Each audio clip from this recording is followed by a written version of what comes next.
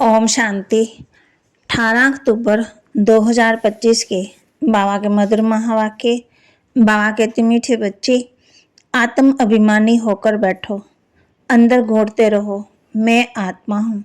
देही अभिमानी बनो, सच्चा चार्ट रखो तो समझदार बनते जाएंगे, बहुत फायदा होगा। आत्म अभिमानी होकर बैठो, अंदर घोटते रहो, मैं आत्मा हूँ। देही अभिमानी बनो। तो वहाँ कहती, अंदर घोटते रहो, मैं आत्मा हूँ। देही अभिमानी बनो, सच्चा चार्ट रखो तो समझदार बनते जाएंगे, बहुत फायदा होगा। प्रश्न, बेहद के नाटक को समझने वाले बच्चे किस एक ला माना नियम को अच्छी रीति समझते हैं? बेहद के नाटक को समझने वाले बच्चे किस एक नियम को अच्छी रीति समझते हैं? उत्तर, ये अविनाशी नाटक है। इसमें हर एक पाठधारी को पाठ बजाने अपने समय पर आना ही है। कोई कहे कि हम सदा शांति धाम में ही बैठ जाएं, तो ये ला नहीं है, उसे तो पाठधारी ही नहीं कहेंगे। ये बेहद की बातें बेहद का बाप ही तुम्हें सुनाते हैं। ओम शांति। धारणा के लिए मुख्य सार, यथार्थ रीति बाप को याद करने का, आत्माभिमानी बनने की मेहनत करनी है। यथार्थ रीति बाप को याद करने व आत्माभिमानी बनने की मेहनत करनी है। सच्चाई से अपना चार्ट रखना है, इसमें ही बहुत बहुत फायदा है। सबसे बड़ा दुख देने वाला कांटा ये काम विकार है। इस पर योग बल से विजय प्राप्त कर पति से पावन बनना है। बाकी किन्हीं भी बातों से तुम्हारा कनेक्शन नहीं। वरदान, प्रैक्टिकल जीवन द्वारा परमात्म ज्ञान का प्रूफ देने वाले धर्म युद्ध में विजयी भाव। प्रैक्टिकल जीवन द्वारा परमात्म ज्ञान का प्रूफ देने वाले धर्म युद्ध में विजयी भाव।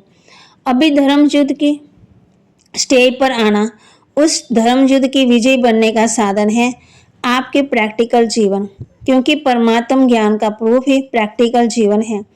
आपकी मूर्त से ज्ञान और गुण प्रैक्टिकल में दिखाई दे, क्योंकि आजकल डिस्कस करने से अपनी मूर्त को सिद्ध नहीं कर सकते, लेकिन अपनी प्रैक्टिकल धारणा मूर्त से एक सेकंड में किसी को भी शांत करा सकते हो। स्लोगन, आत्मा को उज्जवल बनाने के लिए परमात्म स्मृति से मन की उलझनों को समाप्त करो। आत्मा को उज्जवल बनाने के लिए परमात्म स्मृति से मन की उलझनों को समाप्त करो। अव्यक्त इशारे, जगदम्बा सरस्वती जी के महावाक्य। योग से ही मुक्त होने की शक्ति मिलती है। पहले पहले तो अपने को एक मुख्य पॉइंट ख्याल में अवश्य रखनी है। जब इस मनुष्य सृष्टि का झाड़ व बीज रूप परमात्मा है, तो उस परमात्मा द्वारा जो नॉलेज प्राप्त हो रही है वह सब मनुष्यों के लिए जरूरी है। सभी धर्म वालों को ये नॉलेज लेने का अधिकार है। बल हर एक धर्म की नॉलेज अपनी अपनी है, हर एक का शास्त्र अपना अपना है, हर एक की मत अपनी अपनी है, हर एक का संस्कार अपना अपना है, लेकिन ये नॉलेज सबके लिए है। बल वो इस ज्ञान को न भी उठा सके, हमारे घराने में भी ना आए, परंतु सबका पिता होने के कारण उनसे योग लगाने से फिर भी पवित्र अवश्य बनेंगे। इस पवित्रता के कारण अपने ही सेक्शन में पदवी अवश्य पाएंगे, क्योंकि योग को तो सभी मनुष्य मानते हैं। बहुत मनुष्य ऐसे कहते हैं कि हमें भी मुक्ति चाहिए, मगर सजाओं से छूट मुक्त होने की शक्ति भी इस योग द्वारा ही मिल सकती है। अजप्पा जाप अर्थात निरंतर ईश्वरीय याद। ये जो कहावत है, श्वासों श्वास अजप्पा जाप जपते रहो, उसका यथार्थ अर्थ क्या है? जब हम कहते हैं अजप्पा जाप, तो इसका यथार्थ अर्थ है जाप के बिगड़ श्वासों श्वास अपना बुद्धि योग अपने परम पिता परमात्मा के साथ निरंतर लगाना, और ये ईश्वरी याद श्वासों श्वास कायम चलती आती है।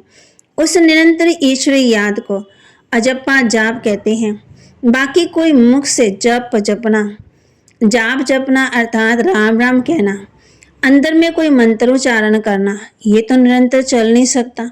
वो लोग समझते हैं हम मुख से मंत्र उच्चारण नहीं करते, लेकिन दिल में उच्चारण करना है।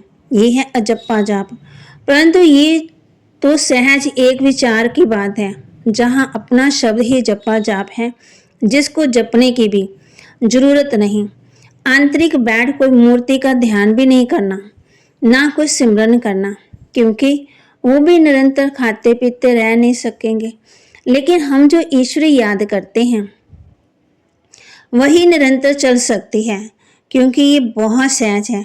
जैसे समझो, बच्चा है अपने बाप को याद करता है तो उसी समय बाप का फोटो सामने नहीं लाना पड़ता, लेकिन मनसा वाचा कर्मणा बाप के सारे एक्टिविटी गुण शायद याद आता है। बस वे याद आने से बच्चे की भी एक्ट चलती है। तब ही कहते हैं सन शोज फादर करेंगे।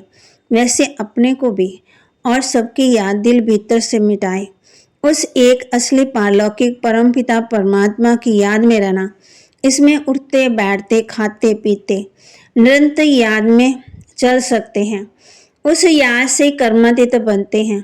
तो इस नेचुरल याद को ही अजप्पा जाप कहते हैं। अच्छा, ओम शांति। अव्यक्त इशारे स्वयं को और सबके प्रति मनसा सेवा द्वारा योग की शक्तियों का प्रयोग करो।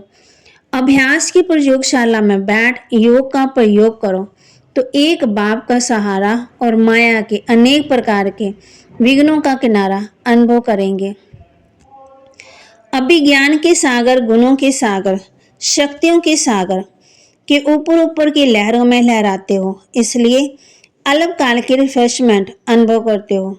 लेकिन अब सागर के तले में जाओ तो अनेक प्रकार के विचित्र अनुभव कर रत्न प्राप्त करेंगे। तो बाबा के महावाक्य को लाइक करें, शेयर करें, सब्सक्राइब करें और अपने जीवन में जरूर धारण करें।